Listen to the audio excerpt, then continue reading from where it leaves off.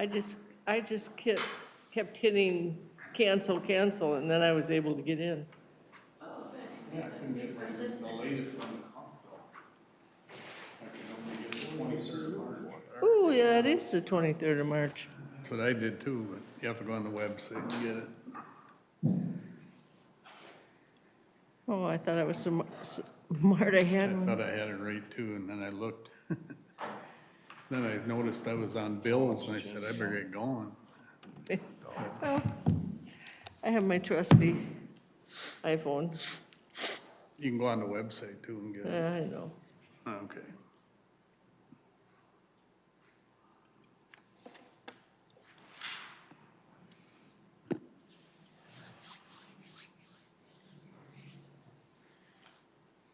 You're watching the time. It's almost 8:01. Well, it's 8 o'clock. It's been 8 o'clock for a while. 8:01. Good. Yep. City of Staples City Council meeting, order. Start with the pledge of allegiance. Pledge allegiance to the flag of the United States of America and to the republic for which it stands, one nation, under God, indivisible, with liberty and justice for all. Well, good evening, welcome. We'll get started right away with the approval of tonight's agenda. Second, Got a motion by Roy and second by Mary. Any discussion? Okay, not hearing any. All those in favor? Aye. Opposed? Motion carried. Item 3 is to approve our consent calendar, which is minutes of the previous meeting and payment of bills. second, And a motion by Roy, second by Mary. Discussion? Okay, hearing none. All those in favor? Aye. Opposed? Motion carried. Moves us to item 4, and that's to consider adoption of resolution number 1835, with authorization to execute Minnesota Department of Transportation grant agreement for airport improvement, excluding land acquisition for hangar door repair in the amount of $22,279.50, state funded, and $7,426.50 city funded. So in your packet, starting on page 8, is the resolution and then the grant agreement following that. This is an item that we've had in the CIP to go through all of our T-hanger doors. We did have a contractor, golly, their name is escaping me right now, from West Fargo, came and did inspections and gave us numbers to go through, basically all the bearings, the cables, inspect the motors, seals, and everything for all the T-hangers that we rent out. So it is a straight up state grant, doesn't include FAA on this one. There'll be one with FAA coming to us before too long, but I would recommend approval of the resolution. so moved.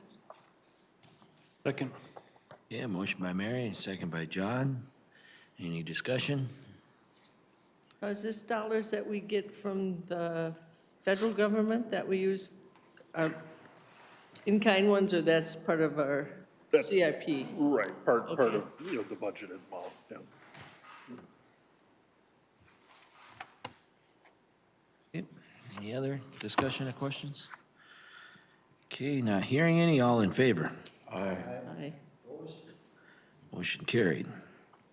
Moves us to item number 5, and that's consider adoption of resolution number 1836, and that's updated fee resolution. So we got a copy of the whole fee resolution, basically some additions to it. Under community center, seasonal programs, just approved, the fees established, approved by Parks and Rec. We didn't have seasonal programs listed in there previously. And then on the second to the last page, under rental housing license, when we adopted the rental code, we did adopt the $40 per year fee and also the $40 per incident for no-shows, reinspection, or reinstatements. have it in the minutes, but the ordinance actually says it has to be in our fee schedule, so approved by resolution. So just adding that in here. The dollar amount had been set previously, so I would recommend approval of the updated fee schedule resolution. So moved. Second. Motion by Roy, second by Ron.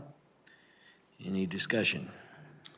Was this primarily to update it, or is this don't we usually do this?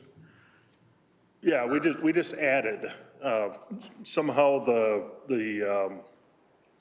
rental numbers, we approved it via motion, but it says we have to have it approved via resolution, because Jeff Miller, talked to us, and he's got a couple of people that keep not showing up for the inspections, so we need to make sure that all of our I's are dotted and T's are crossed before we start charging extra fees for that, so.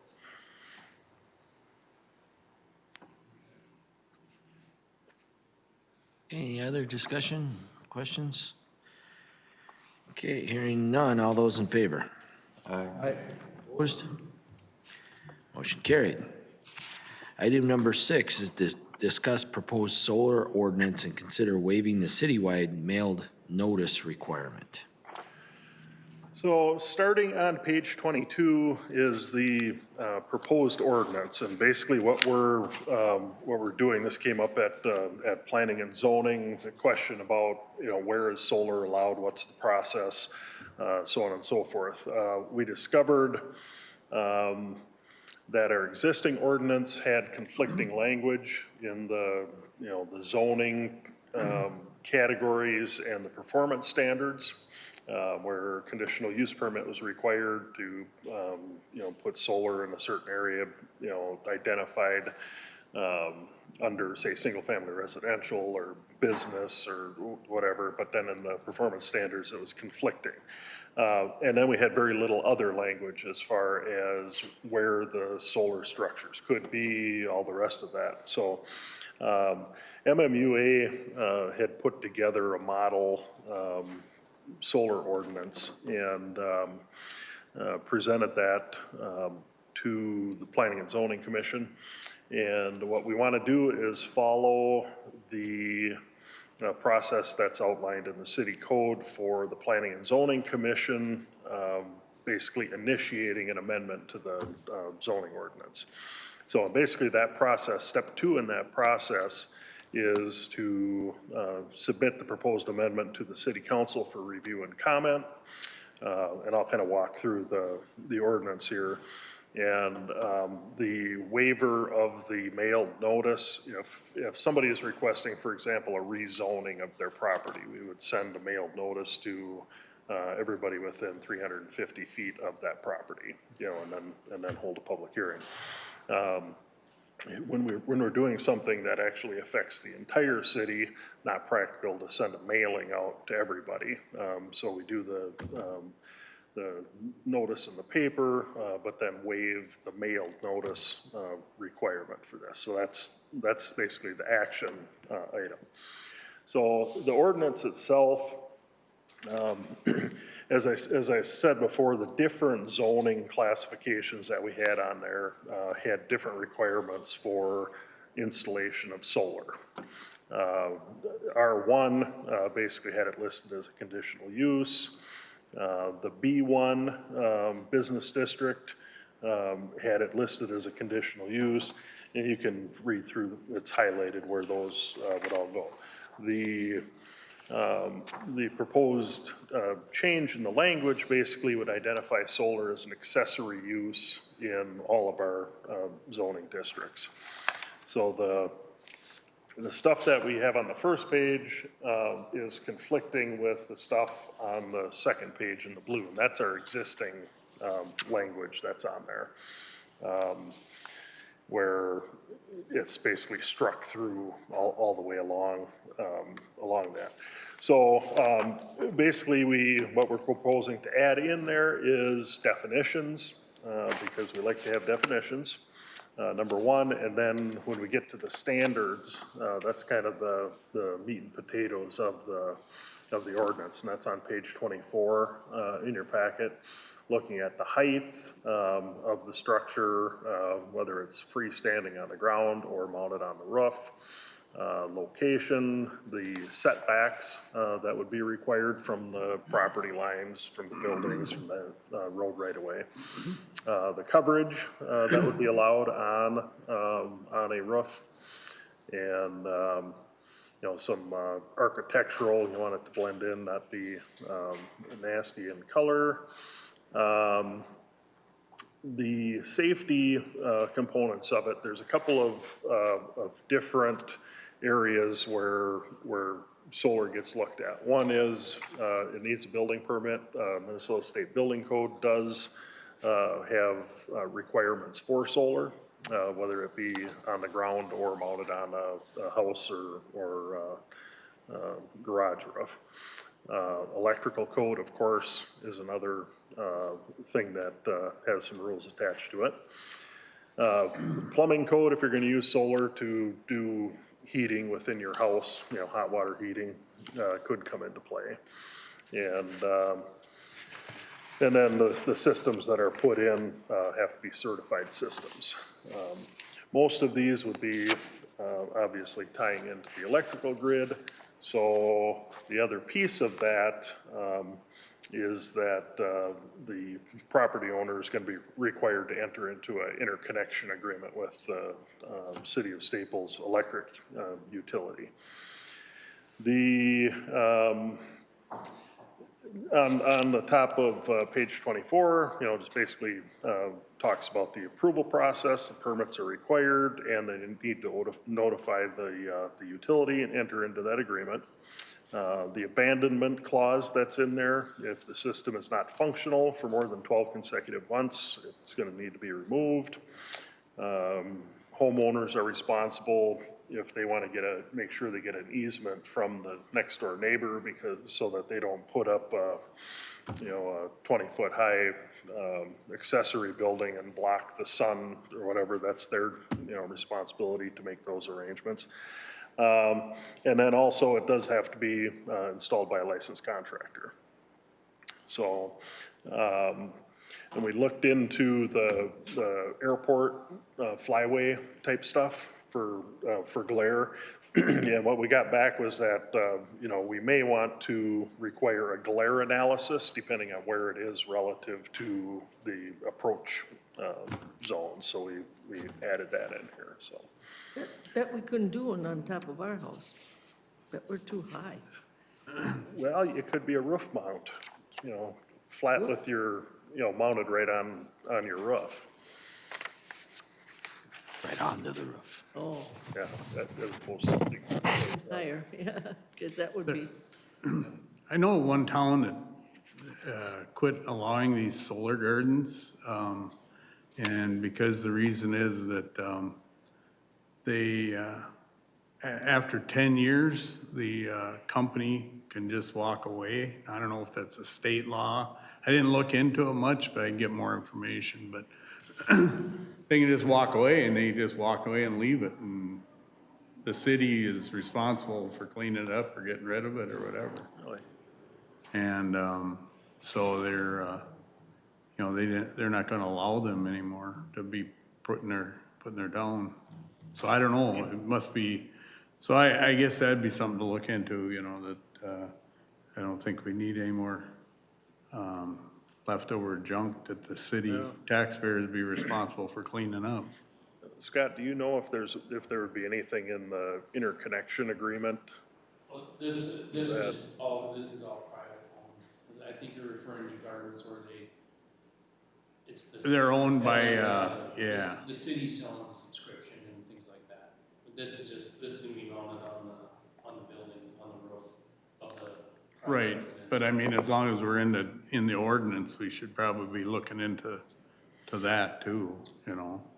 Either wind or any type of, because I don't know if we allow windmills in town. I mean, there's some areas that are kind of remote and could possibly, within the city limits, facilitate those types of items, and, you know, I guess better to know now or at least look into it, so. Well, if we find some good language, we can always, we can add that in. Well, I'll do some checking on it too again. Okay. I didn't get much information, but I'll talk to somebody or pass it on to you after the meeting. Yep, that sounds good. So, one of the reasons why we're bringing this in now as opposed to waiting until we do update a bunch of other stuff, we do have a property owner that does want to put solar on a garage or shed roof. And with our current zoning ordinance, it would require a conditional use permit. So basically, same type of deal, planning and zoning schedules a public hearing, we send out a mailing, have the public hearing, then it comes to the council for approval. So utilizing basically the same amount of time, I'm anticipating with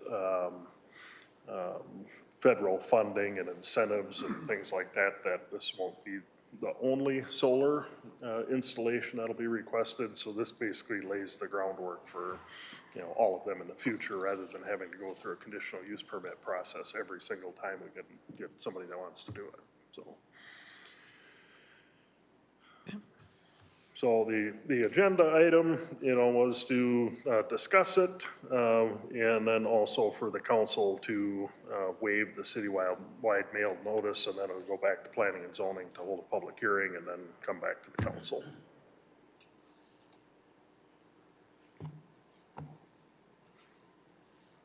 So you're looking for a motion to waive the, To waive the notice and Notice. refer the ordinance back to the council. so moved. Second. Okay, motion by Mary, second by John. Any other discussion or questions? Okay, hearing none, all those in favor? Aye. Motion carried. And I will share with you that the only reason this happened is because I told planning and zoning we had not had a request for solar a couple of months ago at a meeting. I jinxed myself immediately. Okay, that moves us to item number 7, and that's to consider resolution number 1837, and that's approving the joint powers agreements with the Minnesota Department of Public Safety, Bureau of Criminal Apprehension, to use systems and tools available over the state's criminal justice data communications network, and to authorize the mayor and city administrator to sign those agreements. So, in your packet, we didn't make full copies of all of these, they're basically duplication, but you see the resolution that we've got in there. And the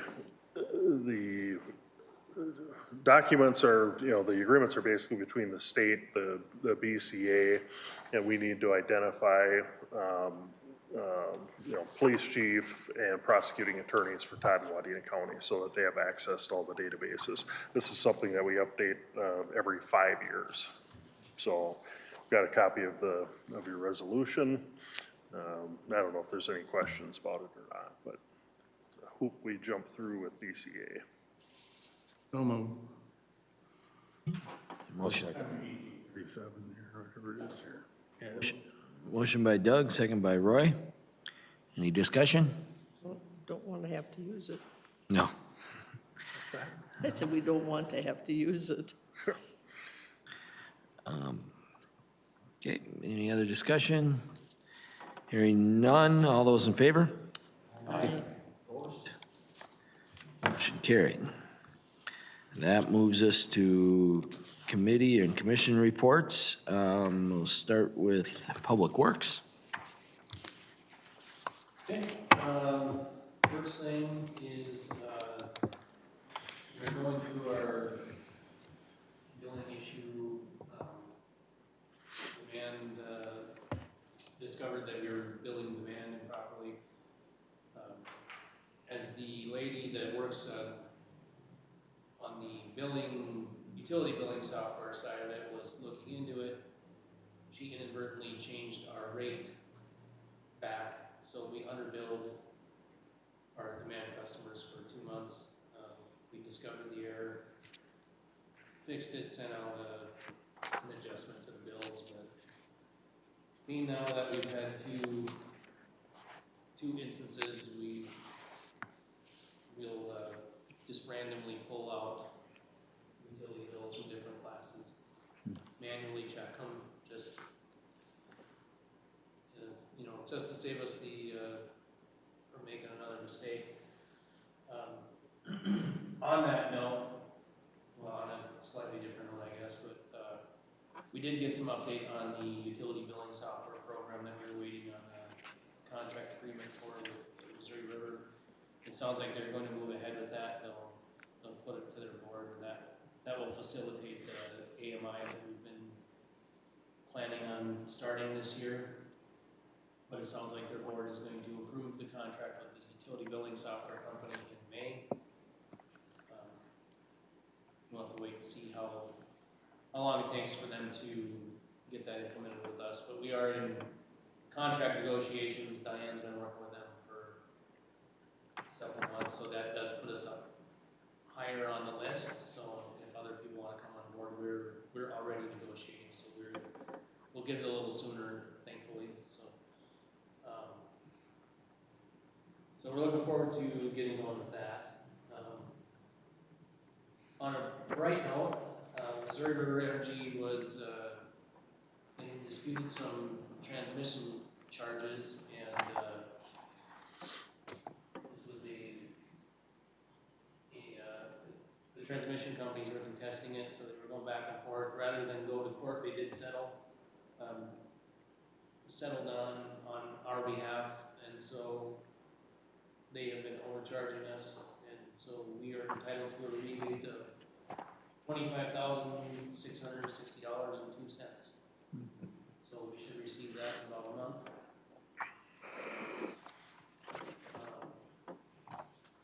Last thing that I'll talk about is we have a customer that is building on the south end of our service territory. He's building a new shop. Was going to just do single phase, which would have been an easy extension for us, and then now all of a sudden decided to need 3-phase. So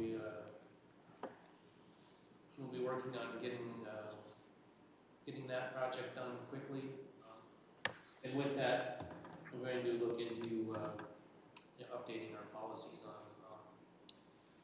We don't really have a written policy on how we should move ahead with a request like that, as far as who shares the cost and things like that. So that'll probably be it's going to be a project that I'll work on. Not sure when I'll get it to you, but that's all I got for you. Okay. Any questions for Scott? Thank you. And then we got the Staples Economic Development Advisory Board. I don't think Melissa's on. She called me or texted me earlier today and asked if I could give that report, so I will do so. We met on March 23rd. I'm just going to hit a couple high points. We talked a little bit about the digital sign downtown that the chamber has. There was a request for the EDA to get a panel on there. The EDA tabled that kind of to see if there would be a business. We felt that, make sure that all the businesses have an opportunity to do that first. So, and I believe they are covered now, but, so we talked about that. The CEC conference just was scheduled to be here in Staples last September. Right now is scheduled to be here in September 9th. Just kind of have to keep that on because I think it's going to be important to do some things around the community, make sure the community looks good for that. We'll have a lot of people in town for that. We talked to the next one, the Ron's Musical Building downtown, went tax forfeit. We talked about potentially acquiring that building and either taking it down or maybe renovating it, trying to bring it back to life. So I don't know where that's at. I know that Scott and Gerald were gonna try to get in there with the structural engineer. Trying to get in there, to just see if it's, if there's some value to that building, to try to keep it downtown. And then that led to some greater discussion about just downtown. And I think that kind of dominated the meeting that evening, which was a good discussion. And just to kind of, we have vacant buildings and, what can we do? What can the ADA do to try to fill some of those spots? And so that was a good discussion. Rick Utek with the Todd County Development Corporation was there, gave a update on the business assistant grants that they had with the COVID. And they granted a total of 36 grants for just a little over almost $480,000 to Staples businesses. So that was good to hear that Staples businesses took advantage of that. Some chamber news, the chamber annual dinner will be June 3rd. Just for everybody to kind of keep this on your calendar, the chamber moved the Railroad Days weekend 1 week ahead, sooner, to try to kind of avoid kind of some conflicts with the state fair. So just keep that in mind. It's been typically that fourth weekend. It's now going to be the third weekend, the 21st that weekend. Then Melissa just gave some updates on where things are at with the Batcher Block, Paint the Town, the workforce roundtable that happened last week out at CLC. So that was pretty much the meeting. If anybody has any questions? Okay. Thank you, and I'll move to planning and zoning. Planning and zoning met on April Fool's Day, and first major item that we talked about, there was a conditional use permit application from Paul Lindula. He wants to get his FFL and sell guns out of his residential property. Gathered some more information from him at the meeting and scheduled the public hearing, and we'll do the mailing out to all of the property owners down in that area as part of that process. Public hearing will be on May 6th at the next planning and zoning meeting.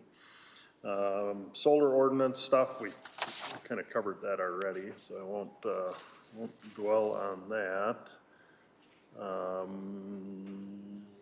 We will do the public hearing on May 6th for that solar ordinance as well. We scheduled that in anticipation of cooperation from the council. And the last item that we had on there just looked at a sample, a fairly simple ordinance for chickens. Trying to get a little bit more detailed guidelines for people that are doing chickens in Staples. So it was a pretty good meeting, about an hour and 22 minutes. So that's all I have unless there's questions on that. A question for Gerald? All righty, we'll move to open forum. Have we had any other communication on the bill that would increase our funding so we won't get the sales tax? At this point, no, other than conversations that I've had with Representative Poston. We did, and I've got that on here, a date, Chris and I did testify before the Senate Tax Committee. I think that was just a couple of days after our last city council meeting. And basically gave the same presentation that we did on the House side.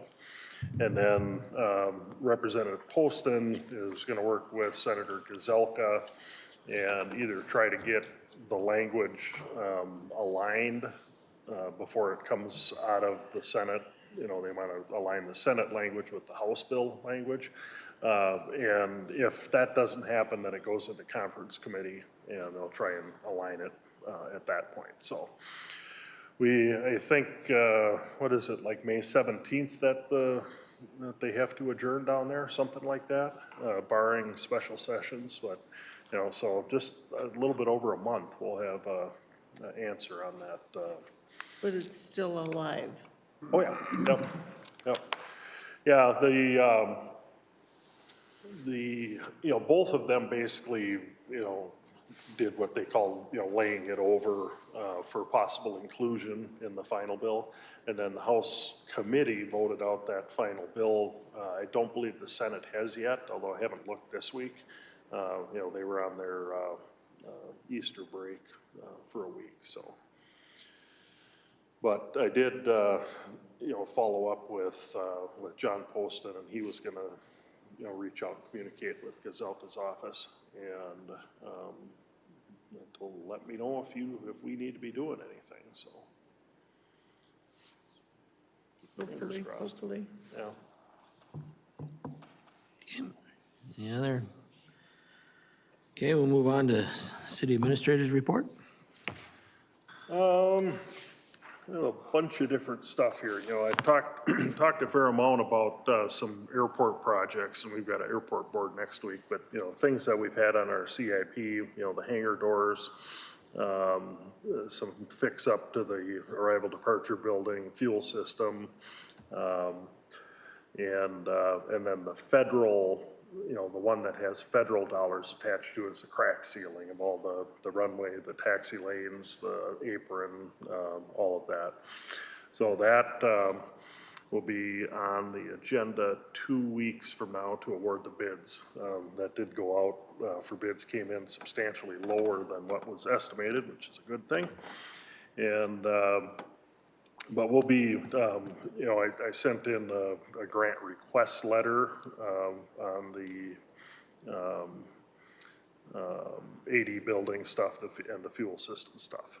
And so as that goes through the process for the state grant, then that'll come to the council. The other thing that we're going to talk about next week is getting an airplane caddy. We've got a new tenant out there who's got a plane that's a little bit too big to be rolling around. And so we did, in the 2021 budget, did include dollars to get a, you know, electric pusher, puller, you know, caddy or tug for the new multi-aircraft building. So I've got, you know, the lease application with that guy. I've just got to send it back to him, and so that'll be 3 long-term tenants that we have in there, and it's a twin, so we get extra money.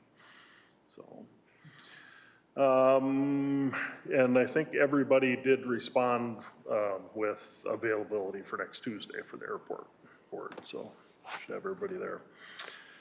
I was gonna pass this out, and probably should have done it a little bit earlier. I was gonna put it on the agenda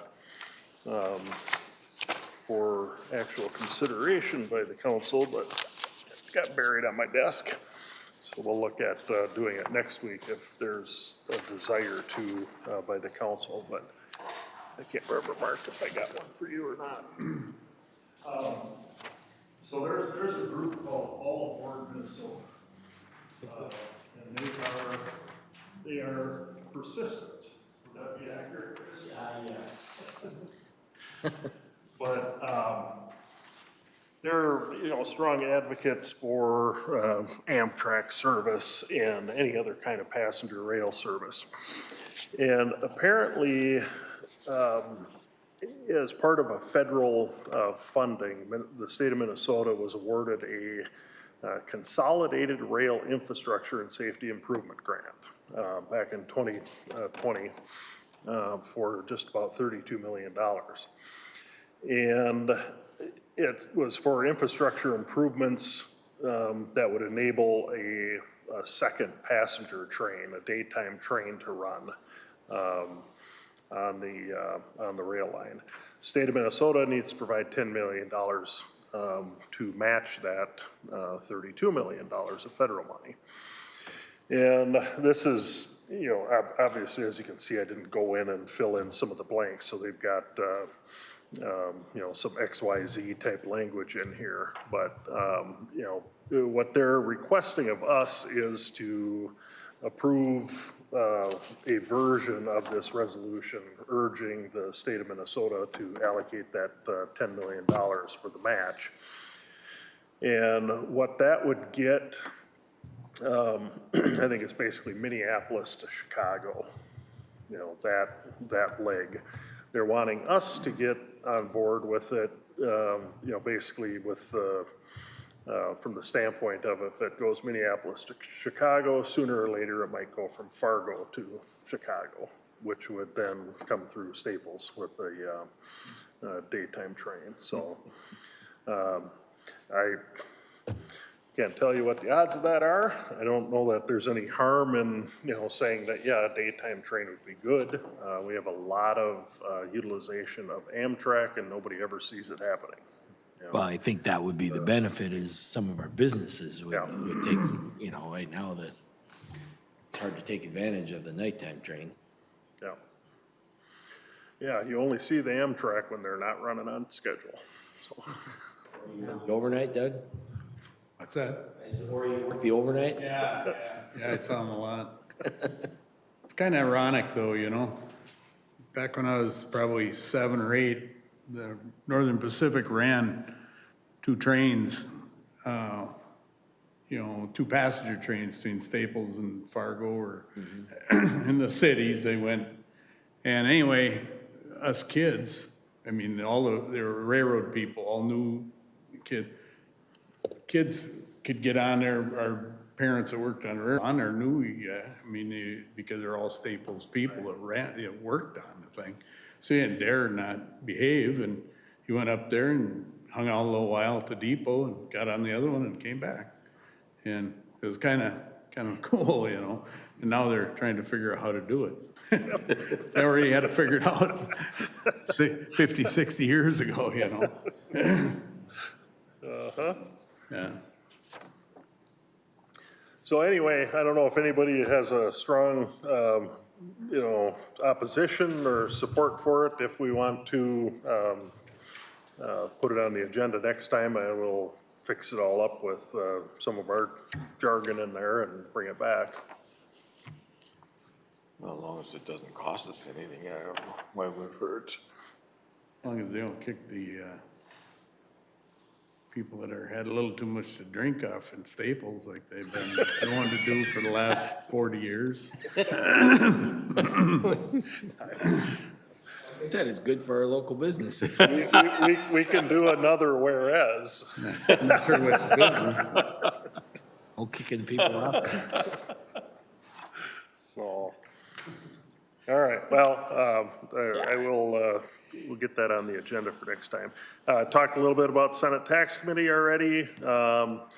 A couple weeks ago here, I went over and met with Dan Carlisle, the Todd Wad general manager, talked about a few things, took a tour of their facility. One of the things that I mentioned to him, and I'm gonna follow up with him on and the board, is just Valley View and, you know, the whole idea of incentive type packages, because that's their service territory up there. So they seem pretty receptive to working with us on economic development, because obviously there's a benefit to Todd Wadena as well, so. Let's see here. EDA funding, we talked a little bit, or community center funding, we talked a little bit about the proposed LGA increase. We also have been invited to submit a federal EDA grant application, their public facilities application. And Cheryl Hills and Chris were talking, and she was encouraging us to apply for it. Part of the, you know, the federal, and I can never remember the name of it, the, whatever the $1.9 trillion funding package was. Part of that appropriated a lot more money to the regional economic development administration offices. We fall under the Chicago region, and so they got substantial, I mean, several times more money than they normally do, I believe. And Cheryl thinks that the community center would be a good project to put in for. And so we're taking a look at that. We've had conversations, obviously, with Cheryl, with Mike Anglin from Woodseth Smith Nolting. There's, as part of the pre-application, there's work that would need to be done. Probably be looking somewhere around like a $3.5 million EDA grant request, which would go very nicely with the 1.6 million LGA if that happens, for a total project. So I'll kind of let you know what the progress of the EDA is. A process.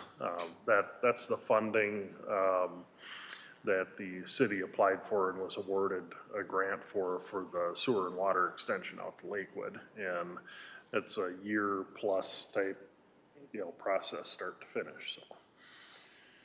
Lots of paperwork, but I think it's worth taking a shot at. Again, I think it's an 80-20 match. So 80% grant, 20% match. Yeah. So then we could use that state money as the match for that project, so. Well, we'll keep you posted on what we're looking at there. I did participate and met with the consultant for Lakewood and their strategic planning process. It was good conversation with her. I like her. She's what is it, Maureen Swan? Reed's one. Yep.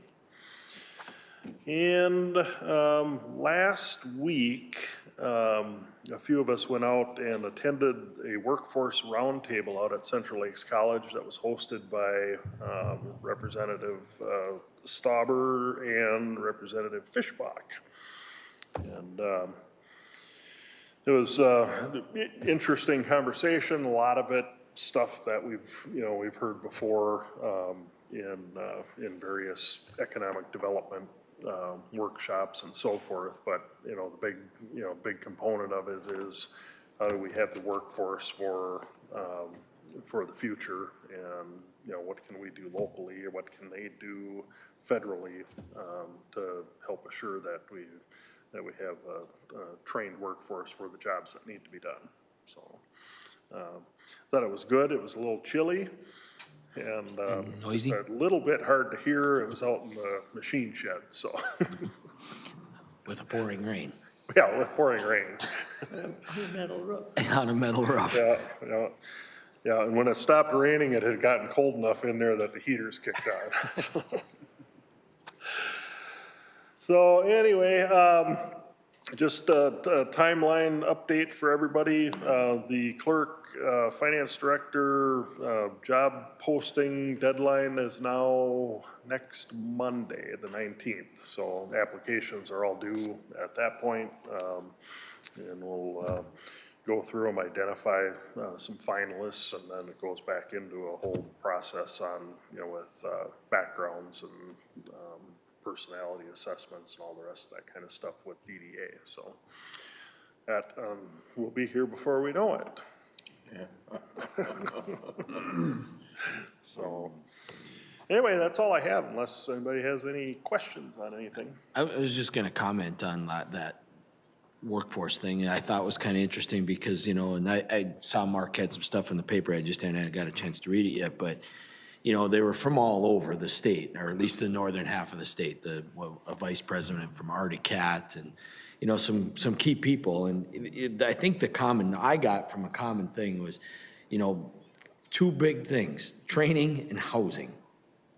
And those, when we talk about here in Staples, when we, what can we do? And, I look at Doug because, EDA and those two things were the common thread. I don't know if you would agree with that or not, but it was just, we heard so much about, housing and workforce housing and, people busing in people because there isn't housing in some of these communities that have the jobs but no housing. And then it's, okay, just the schools, the high schools and colleges, and then the training piece. And I sit and think about, where we're at right now, and we've done a lot in the last few years with housing, and we have the opportunity with the college. And so, there was, you know, I was trying to figure out, okay, how can we take advantage of being a step ahead of some of these other communities out there with the fact that we've done some things with housing in the last few years. And when we have CLC here, and we've had success in the past in our high school with preparing those kids for those programs. So, I mean, I think it's a discussion we need to have at EDA a little bit, and too, and how, you know, we learned something there, how can we be, or are we a step ahead, and how can we be, you know, not, I mean, I want all those people to be successful, but it's, obviously, that's a clear issue in northern Minnesota, and I think just rural America is what we kind of generally heard. So I, you know, I didn't know what to expect to hear from them, but it was. Well, it was, you know, Chris is right. It was interesting with the mix of people there, and I think the Thuringer from Madden's, Yeah. you know, his comment, you know, you think we're out here in the middle of Minnesota. It was interesting to hear him talk about how their business is impacted with the HB1 visa program, you know, it's a federal immigration type deal.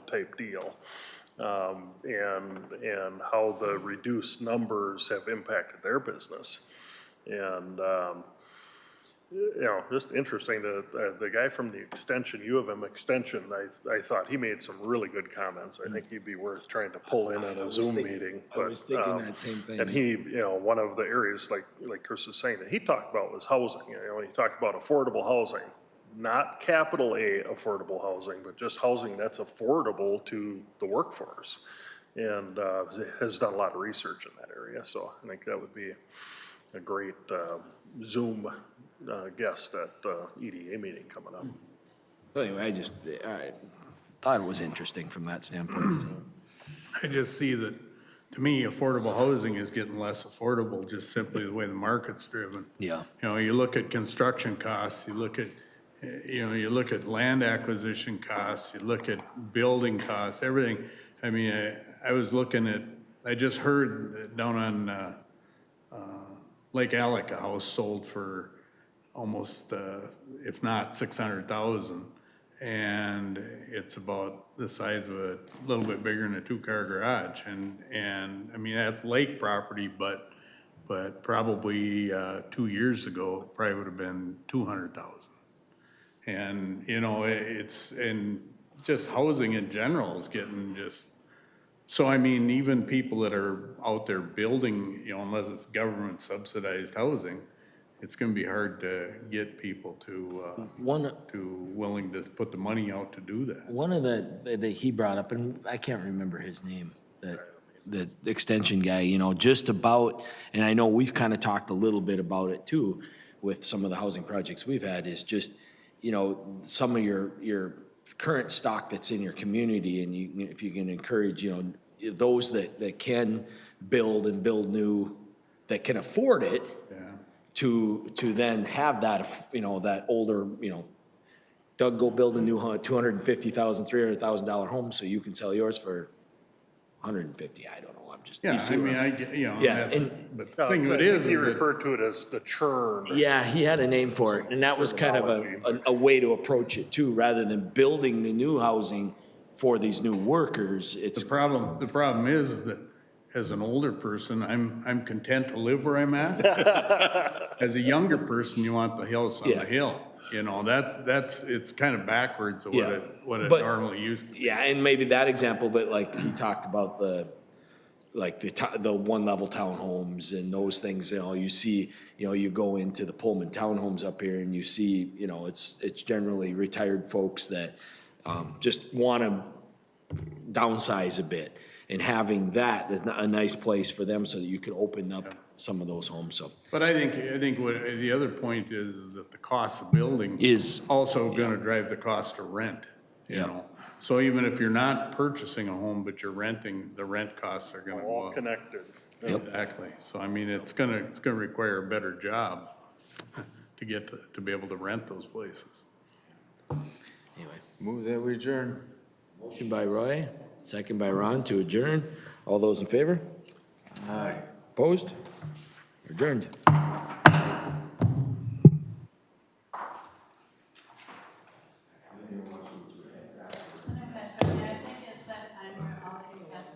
expires, that's